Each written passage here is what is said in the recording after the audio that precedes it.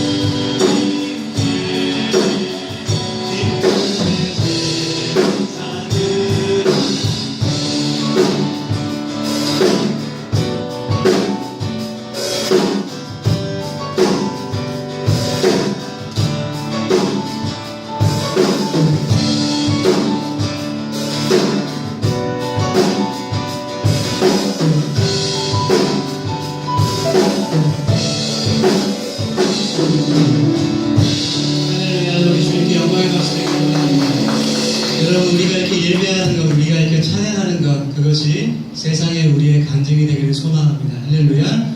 우리 이것이 나의 간증이요 예수는 나의 구주 삼고 우리 찬양할 때 우리 정말 기쁜 마음으로 손뼉치며 우리 하나님께 영광 돌리기 원합니다. 같이 찬양하겠습니다.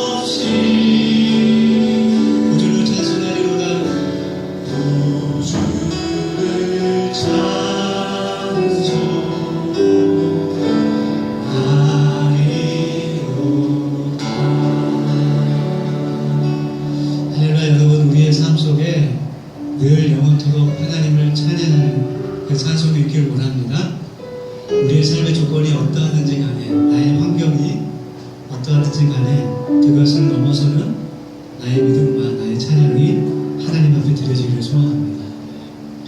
하나님의 은혜로 찬양하겠습니다.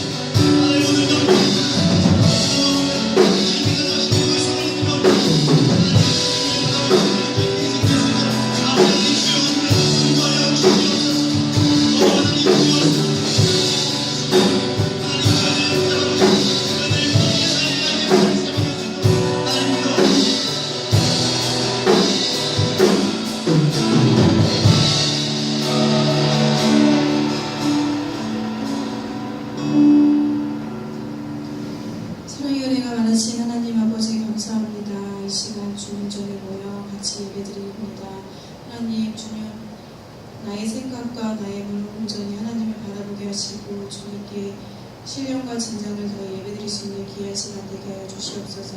저의 마음과 저의 생각을 주장하시고 저의 입술을 주장하셔서 온전히 주인이신 하나님 한 분만 바라보게 하여 주시옵소서. 저희 담임 목사님 말씀을 통해서 들을 때 주님 저희의 귀로 듣고 그 말씀들이 저희 마음 안에 씨앗을 뿌리고 30배, 60배, 100배의 결실을 이어져서 귀한 열매 맺는 시간들이 되게 하여 주시옵소서.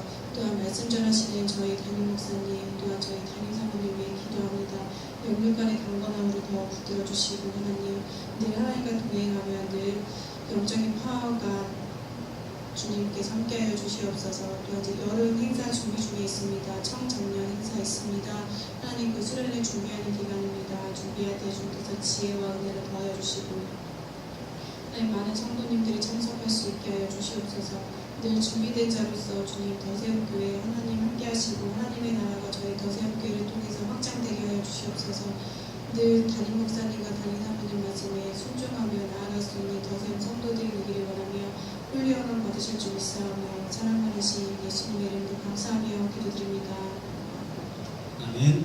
우리 다 함께 나중에 기쁨 되게 원하네 찬양하면서 주님께 예배드리겠습니다.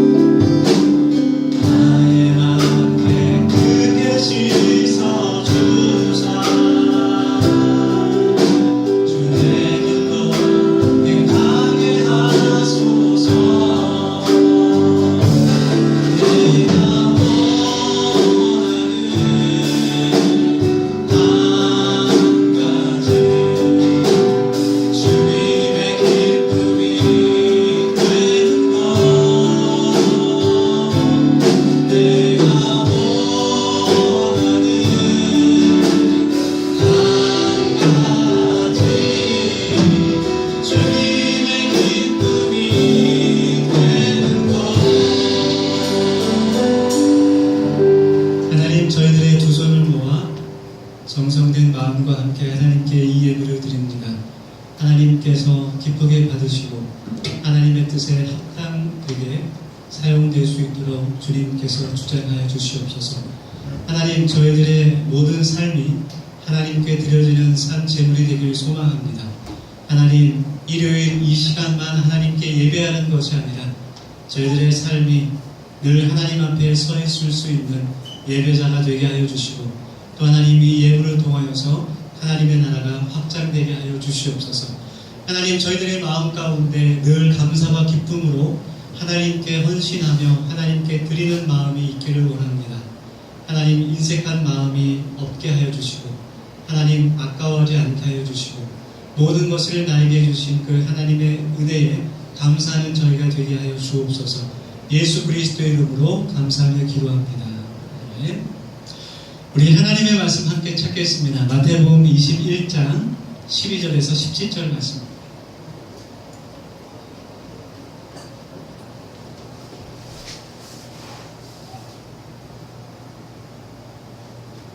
마태복음 21장 12절에서 17절까지 말씀 한 절씩 교독하고 마지막 절은 같이 읽겠습니다.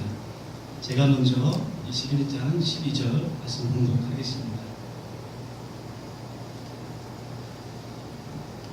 예수께서 성전에 들어가사 성전 안에서 매매하는 모든 사람들을 내쫓으시며 돈 바꾸는 사람들의 상과 비둘기 파는 사람들의 의자를 둘러 엎으시고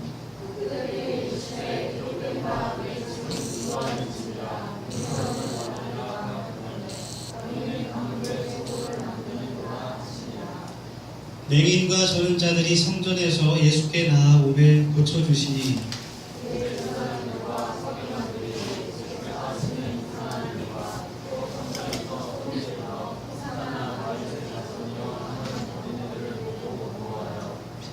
예수께 말하되 그들이 하는 말을 듣느냐.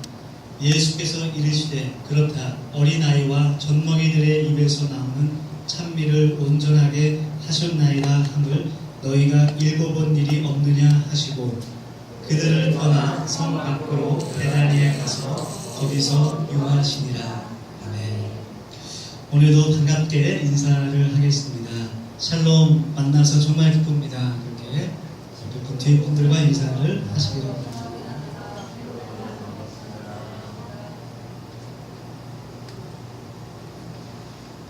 어색한 침묵이 흐르고 있습니다. 우리 다시 한번 인사하겠습니다. 이번에는 이렇게 인사할까요? 우리는 교회입니다. 그렇게 인사하면 좋겠습니다. 다시 한번 바라보시면서 선포합시다. 우리는 교회입니다. 우리는 교회입니다. 네, 우리들이 바로 예수 그리스도의 몸된 교회입니다. 그래서 교회는 건물이 아니라 바로 하나님을 믿는 거룩한 하나님께서 구별시키시고 부르신 사람들, 바로 그리스도인들입니다.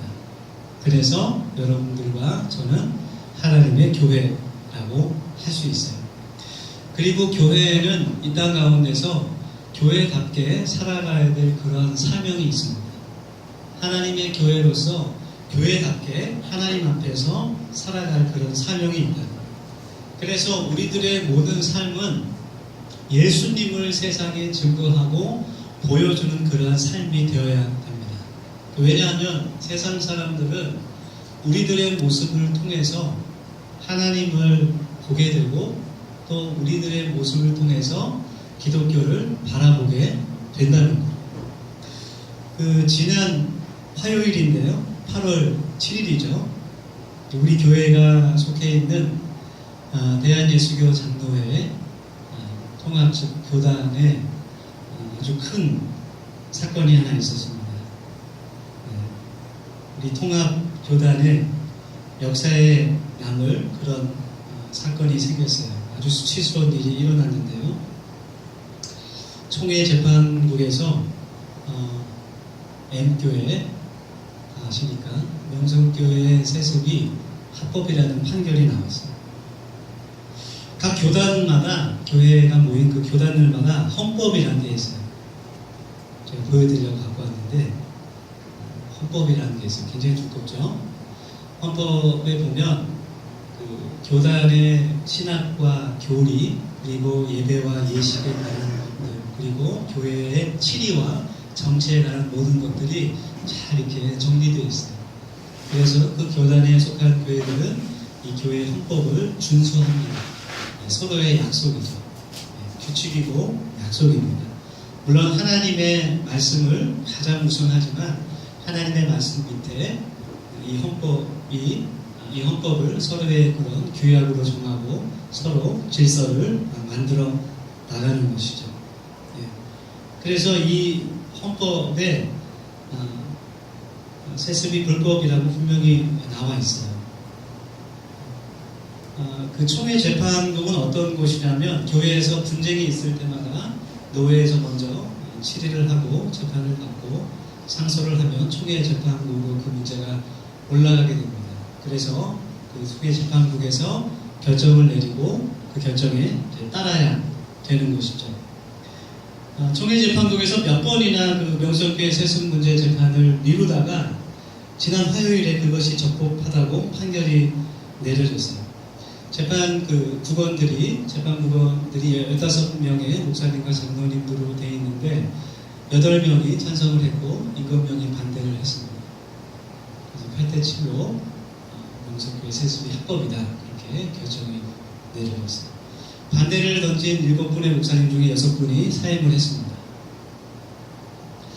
그동안 정말 그 많은 분들이, 많은 사람들이 제가 나온 그 장신대뿐만 아니라 많은 그런 신학 교수님들과 또 신학생들과 교회의 그 어른들과 또 교회 엔조 단체들이 한 목소리로 정말 시위도 하고 많은 반대도 하고 우려의 목소리를 냈지만 결국 이런 처참한 결과가 나왔어요. 많은 분들이 지금 굉장히 충격에 빠져 있습니다.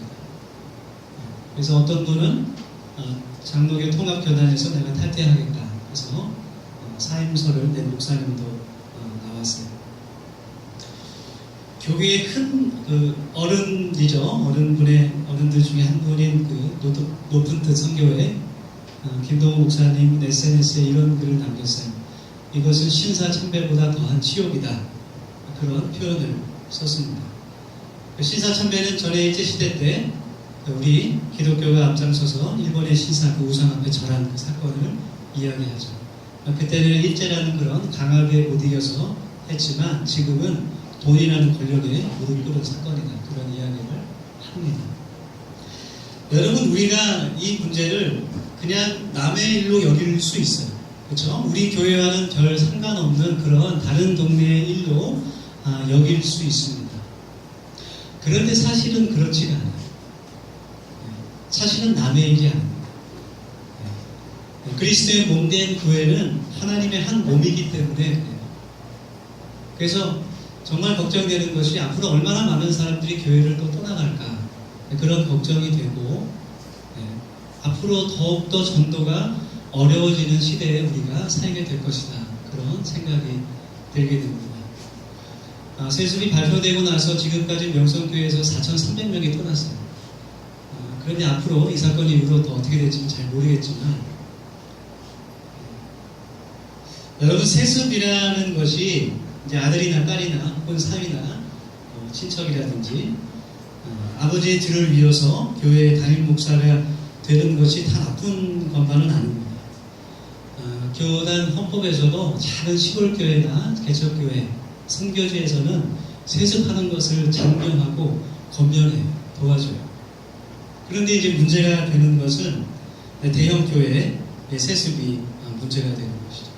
그래서 대형교회의 세습을 교회에서도 교단에서도 금지하고 반대하는 겁니다.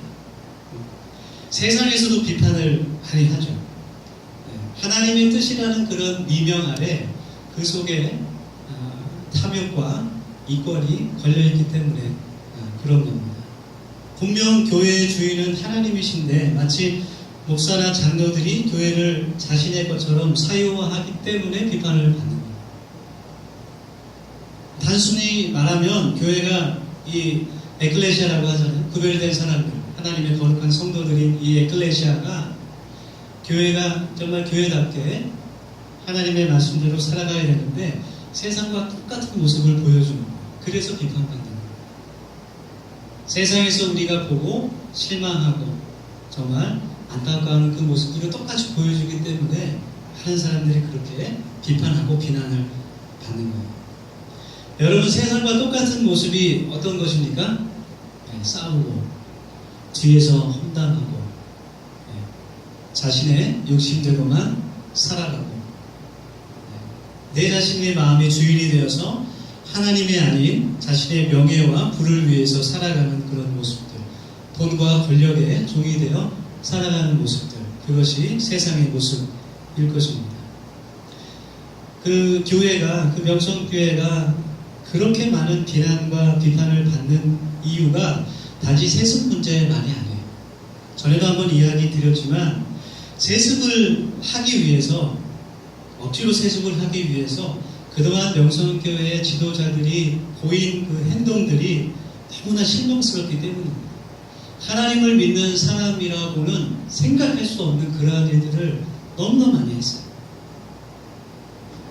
어떤 목사님은 조폭이라고 부릅니다. 그 사람들.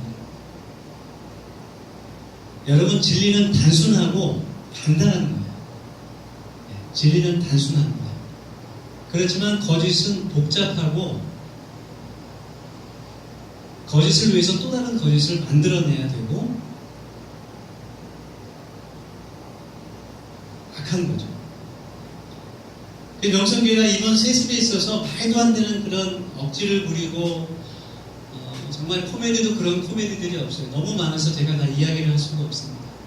너무 많은 그런 억지를 부리고 악을 행하고 그들이 가진 힘과 권력을 남용하고 세상에서 하나님을 믿지 않는 사람들, 하나님을 모르는 사람들 중에서도 정말 악한 사람들이 하는 행동들을 그대로 보여줍니다. 그래서 많은 분들이 이번 이제 총회 재판국의 결정을 사실 굉장히 많이 기다리고 기대했습니다.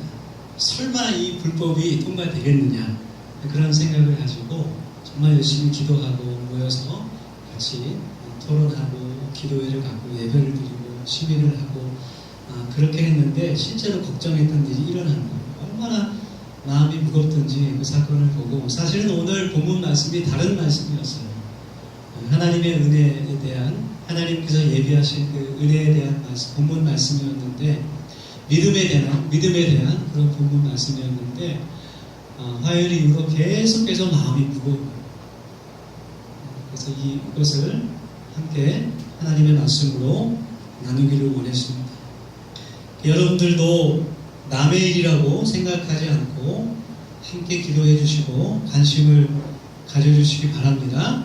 마지막 희망이 남아있어요. 가을에 열리는 총회가 있는데 이제 그 교회 조직이 제일 위에 총회가 있고 그 밑에 노회가 있고 시차례가 있고 저희 교회는 의정부 시차례에 속해 있죠.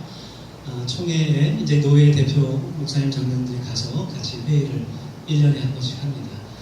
그 총회에서 그 재판 결정된 것이 통과가 돼야지 효력이 생기는 거예요. 그래서 그 가을 총회에 마지막 희망을 지금 걸고 있어요. 아무리 명성교회라도 1,500명이나 되는 그런 목사님 장로님들을 다 로비할 수는 없다. 이렇게 생각들을 지금 하고 있습니다. 만약 거기서도 그게 통과가 된다.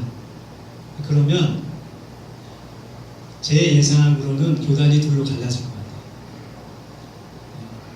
많은 분들이 아마 탈퇴를 할 겁니다. 그런 기극이 생기지 않도록 우리가 기도해야 될 줄 믿습니다. 예수님께서 지금 이런 상황을 어떻게 바라보고 계실까?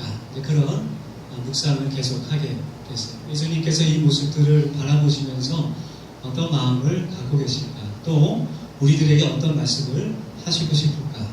그래서 오늘 마태복음 21장 본문 말씀을 같이 나누기를 원합니다. 마태복음 21장 12절, 17절까지 말씀은 이 성전 정화라고 불리는 그런 사건에 대한 성경 본문 말씀이에요. 예수님께서 이제 예루살렘에 십자가에 달려 죽으시기 위해서 들어가십니다.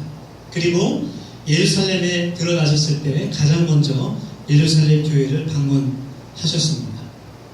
그런데 그 교회의 모습은 정말 예수님의 예상과는 전혀 다른 그런 타락한 모습을 보여주고 있었어요. 교회 안에서 돈을 환전해주는 사람들, 그리고 비둘기, 재물을 파는 상인들로 가득했습니다.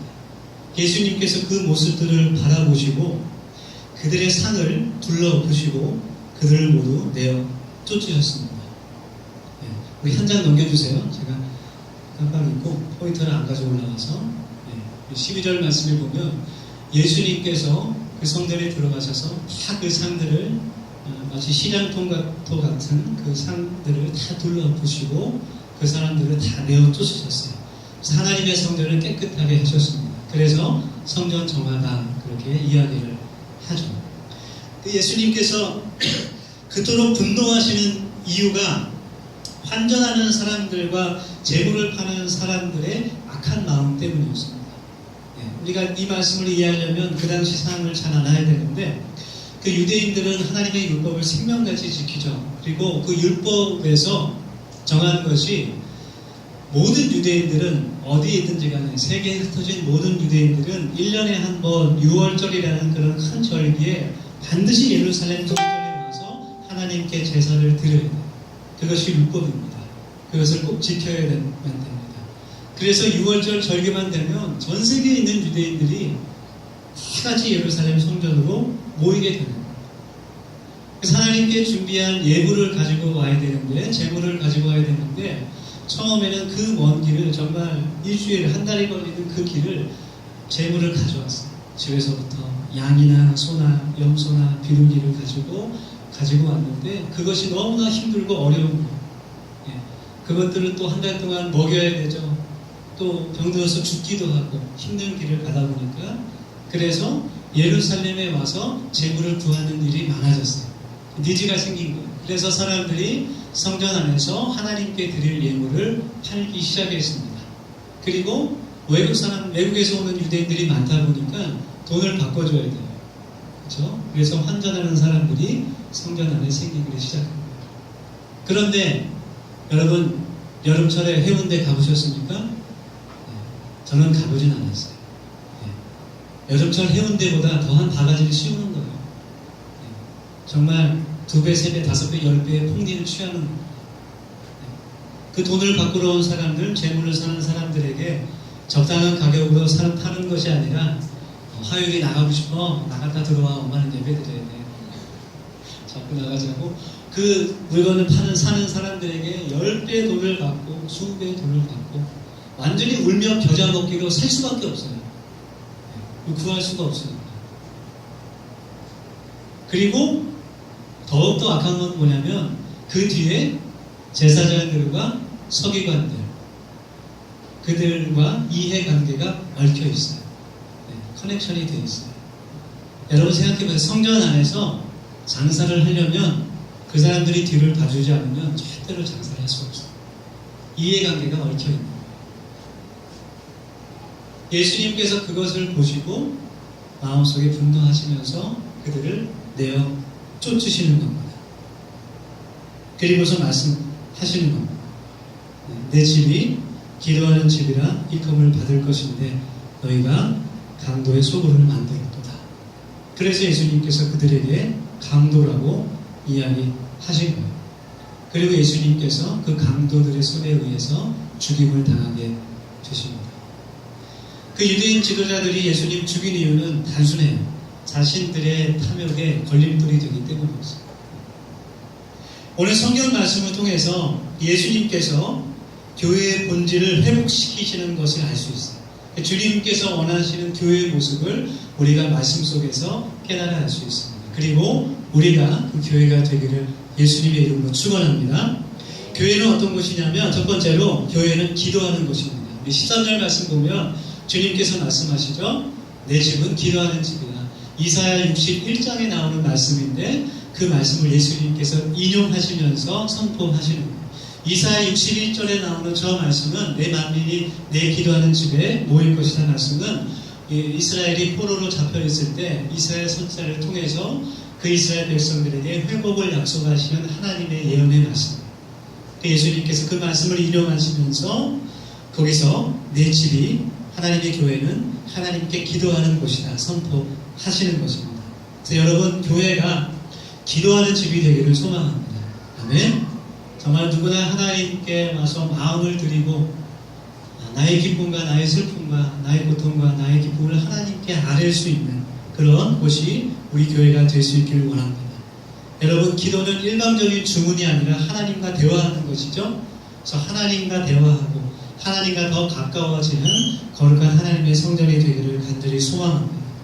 그래서 여러분, 우리가 예배 때도 이렇게 통성기도를 같이 하지만 정말 기도할 때마다 그냥 눈을 감고 무상무념의 세계로 가는 것이 아니라 내 마음을 하나님께 있는 그대로 드릴 수 있는 그런 기도 시간이 되기를 간절히 원합니다. 그래서 기도는 훈련인 것 같아요. 연습인 것 같아요. 하나님과 소통할 수 있는 그런 훈련인 것이죠. 두 번째로 오늘 말씀에 나오는 교회의 모습은 치유와 회복이 일어나는 것이에요. 14절 말씀 보면 예수님께서 저 말씀을 선포하신 후에 맹인들과 장애인들이, 다리를 저는 자들이 성전 안으로 들어오게 됩니다. 그리고 예수님으로부터 14절 말씀 보여주세요. 예수님으로부터 고침을 받게 되는 거예요. 예수님께서 의도적으로 그 아픈 사람들을 성전 안에서 고쳐주시는 것입니다.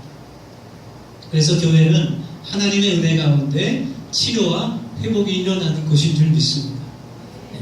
다른 사람들을 아프게 하고 사람들에게 고통을 주는 곳이 아니라 몸과 마음에 상처를 입는 곳이 아니라 하나님의 은혜로 회복이 되는 곳이에요. 할렐루야. 더불어 교회는 어떤 곳이냐? 모든 차별과 편견이 사라지는 곳이에요. 요즘에도 우리 통합적 교단에 광풍이 또 하나 불고 있는데 이 이슈에 대해서는 나중에 한번 설교를 하겠습니다. 동성애에 대한 지금 광풍이 불고 있어요. 함부로 너무 이렇게 판단해서는 안 되는데 마치 그들을 사회 악인약 몰아가는 그런 분위기가 지금 계속해서 몇몇 무리들에 의해서 일어나고 있습니다. 예수님께서 맹인들과 전원자들을 성전으로 부르신 것은 서기관과 제사장들이 보기에는 굉장히 충격적인 일이었어요. 왜냐하면 저 사람들은 지금과는 다르지만 그 당시에는 하나님의 은혜를 입지 못한 저주받은 사람들이었어요. 유대인들이 보기에 레위기 율법에 의해서 하나님의 은혜를 입지 못한 저주를 받은 사람들이었어요. 그 사람의 죄든지 그 부모의 죄로 인해서 하나님께 은혜를 입지 못한 흠 있는 사람들, 저주받은 사람들, 하나님의 거룩한 성전에 들어올 수 없는 사람들이었습니다.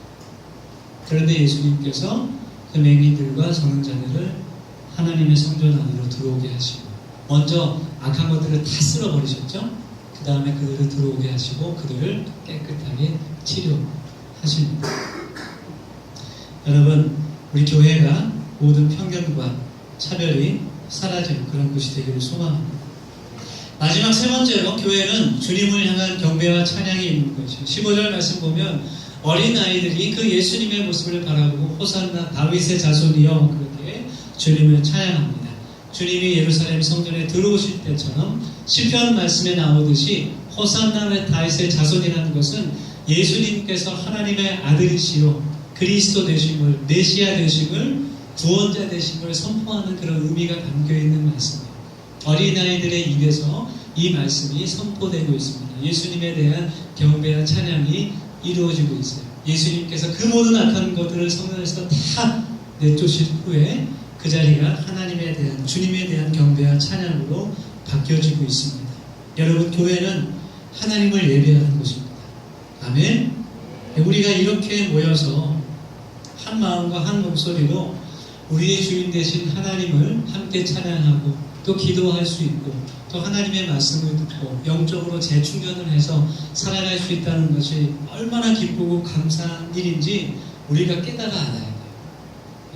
저는 그동안 몇몇 나라를 이제 마음대로 하나님께 예배할 수 없는 그런 나라를 몇몇 나라를 경험했어요. 그래서 그곳에 가서 선교사님과 또 그 현지 기독교인들과 함께 예배를 드릴 때 마음대로 찬양할 수 없어요. 정말 마음에서는 크게 하나님을 찬양하고 기도하고 싶은 마음이 간절하지만 회개나 그 소리가 밖으로 새어나갈까봐 누군가 그것을 듣고 신고를 할까봐 마음껏 하나님께 기도할 수도 없고 정말 찬송도 속삭이듯이 해야 되고 하나님의 말씀을 선포할 때도 정말 그 모인 사람들만 들을 수 있는 그런 크기로 이야기해야 되는 그런 예배를 드린 경험이 있습니다. 여러분, 우리가 이렇게 시원한 곳에서 얼마나 시원해요, 그렇죠? 네, 여러분 더우면 교회로 오시길 바랍니다.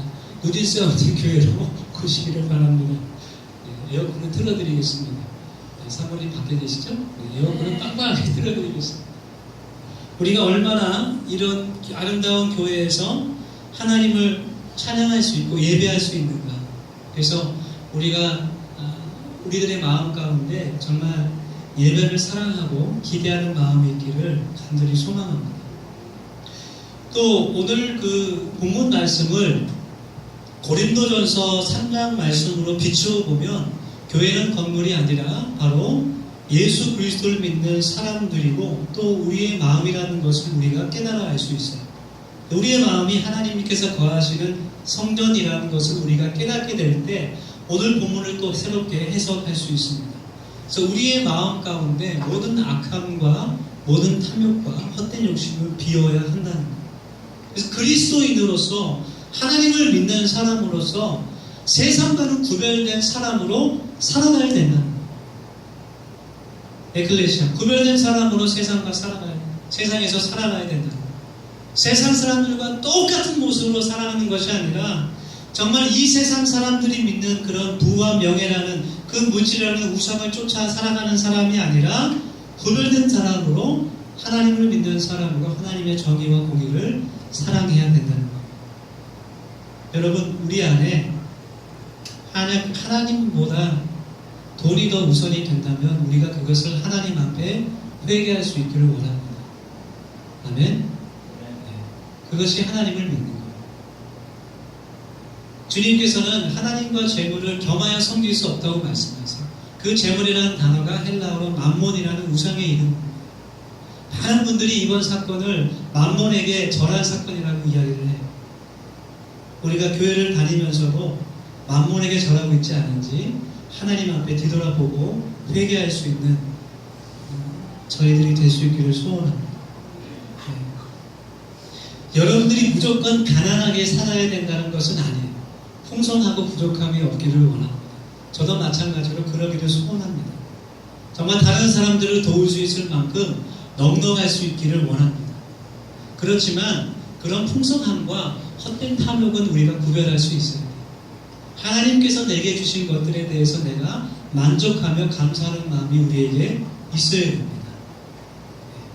여러분, 우리가 그 하나님의 주신 은혜와 사랑을 전파하며 사는 사람들이 되기를 원합니다. 아멘?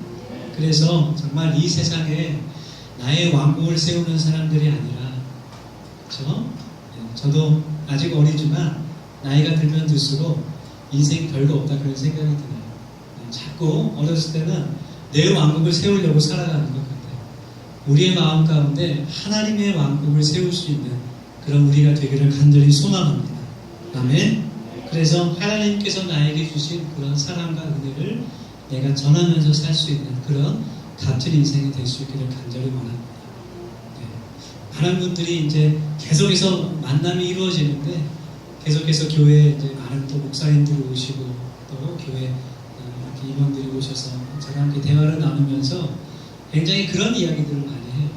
앞으로 어떤 사역을 하시려고 하시냐, 어떤 비전이 있으시냐, 어떤 문화 사역을 하실 거냐, 이런 이야기들을 물어보는데 사실은 저는 솔직히 말하면 뭐 문화 사역에는 크게 관심이 없어요. 그냥 목회가 좋은 것 같아요. 그래서 하나님께서 우리에게 주신 그 비전을 가지고 하나님의 나라를 세우는 교회가 되어서 5가지 핵심 가치를 우리의 삶 속에서 실현해 가면서 정말 이 땅 가운데 모든 사람들에게 존경받고 칭찬받는 그런 교회를 함께 세워나가는 우리 동역자들이 되기를 간절히 소망합니다. 그런 의미에서 고린도전서 3장 13장 말씀처럼 우리가 기도하는 사람이 되어야 됩니다. 할렐루야. 교회가 기도하는 것이기 때문에 우리가 하나님께 늘 기도하는 사람이 돼요. 기도를 통해서 내 마음을 비우고 기도를 통해서 내 마음을 채울 수 있어야 됩니다. 교회와 세상의 가장 큰 구별되는 점은 하나님께 기도하는 믿음이 있다는 거예요. 세상 사람들은 기도하지 않습니다. 믿지 않기 때문에. 그러나 그리스도인들은 믿음이 있기 때문에 하나님께 기도하고 하나님께 매달립니다. 여러분, 저와 여러분이 기도하는 사람이 되기를 소원합니다. 그래서 목요일에 나와서 기도하고 토요일 새벽에 나와서 하나님께 기도하고 또 그렇게 모임에 나와서 기도할 수 없다면 그런 환경이 바뀌어질 수 있도록 노력하고 기도할 수 있기를 원합니다.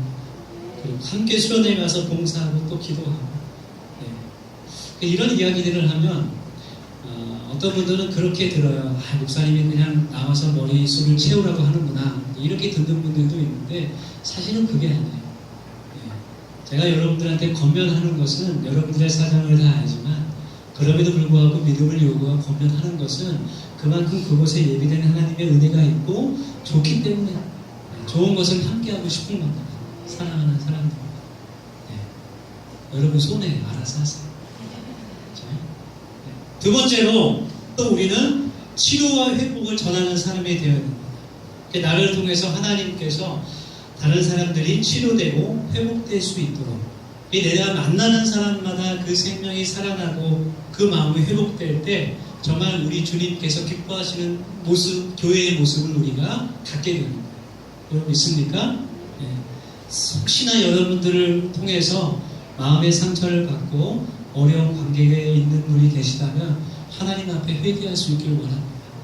그리고 그 사람을 위해서 나 때문에 혹은 다른 것들 때문에 아파하고 어려워하고 있는 그 사람들을 위해서 중보할 수 있는 오늘 이 시간이 되기를 간절히 원합니다. 그 사람이 변화되기보다 내가 먼저 하나님 앞에 변화받기를, 내가 아름답고 건강한 교회가 되기를 기도할 수 있길 원합니다. 끝으로 우리가 예배자가 되어야 됩니다. 우리 어린아이들이 호산나 다윗의 아들이라 찬송한 것처럼 우리의 삶이 하나님을 예배하는 삶이 되길 원합니다. 그래서 우리의 그 예배의 삶을 통해서 예수 그리스도의 복음이 전파될 수 있기를 간절히 원합니다. 그것이 주님께서 원하시는 교회의 모습입니다. 우리가 이 시간 함께 통성으로 짧게 기도합시다. 우리 모두가 진정한 교회가 되도록 더욱더 변화되고 성장하고 성숙하기를 예수님의 이름으로 함께 기도하기를 원합니다. 우리 함께 통성으로 이 시간 기도합시다. 우리 함께 기도할 때 하나님, 교회가 이 땅의 유일한 소망입니다. 하나님, 정말 믿는 사람들이나 믿지 않는 사람들에게 존경받고 정말 자랑할 수 있는, 칭찬받을 수 있는 그런 교회가 되게 하여 주시옵소서.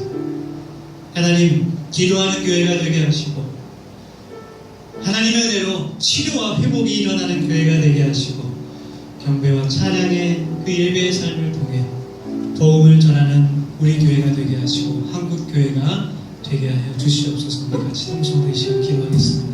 아버지 하나님, 저희들 같이 한 목소리로 한 마음으로 하나님께 기도합니다. 아버지 하나님, 하나님께서 묵상해 주시고 주님께서 원하시는 그 교회의 모습을 회복하고 하나님 그 교회로 저희들을 살아갈 수 있도록 아버지 하나님께서 노력해 주시고 전해 주시옵소서. 하나님 이 시대에 복음을 전하며 생명을 전하는 하나님의 교회로 쓰임받을 수 있는 간절히 소망합니다. 하나님 믿는 사람들이나 믿지 않는 사람들까지 존경받으며 칭찬받을 수 있는 교회의 모습들을 저희에게 회복하게 해주시고 하나님 우리 한 사람 한 사람부터 시작할 수 있도록 하나님께서 도와주셔서 하나님 저희를 삶을 통하여서 하나님 건강 가운데 기도하는 교회의 모습, 하나님 치료와 회복을 하는 교회의 모습, 하나님께 예배와 경배와 찬양을 드리는 그 교회의 모습들이 회복될 수 있도록 도와주셔서 하나님 다시 한번 하나님의 부흥을 허락하여 주시고 하나님 예수 그리스도의 은혜가 이 가운데 강같이 넘치도록 하나님께서 회복의 시간을 삼아주시고 하나님께 주시옵소서.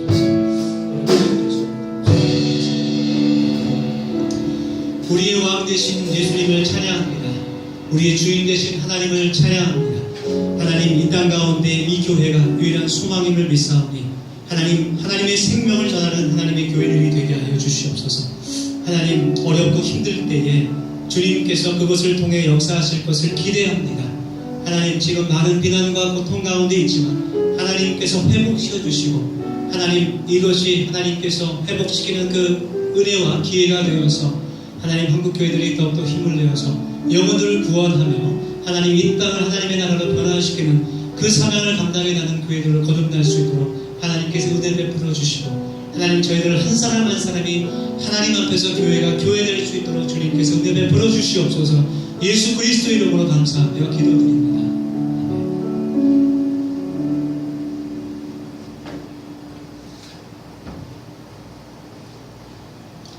교회 소식 알려드립니다. 특별한 소식은 없고요. 우리 청정년 여름 수련회가 8월 23일부터 20일까지 홍천에 있는 영천교회에서 준비되고 있습니다. 그래서 목사님과 주중에 이제 그 영천교회 박지원 목사님과 통화를 지금 계속하면서 일정을 만들어가고 여러 가지 대화들을 나누고 있는데 참 좋은 것 같아요. 이렇게 같이 이야기하고 나눌 수 있고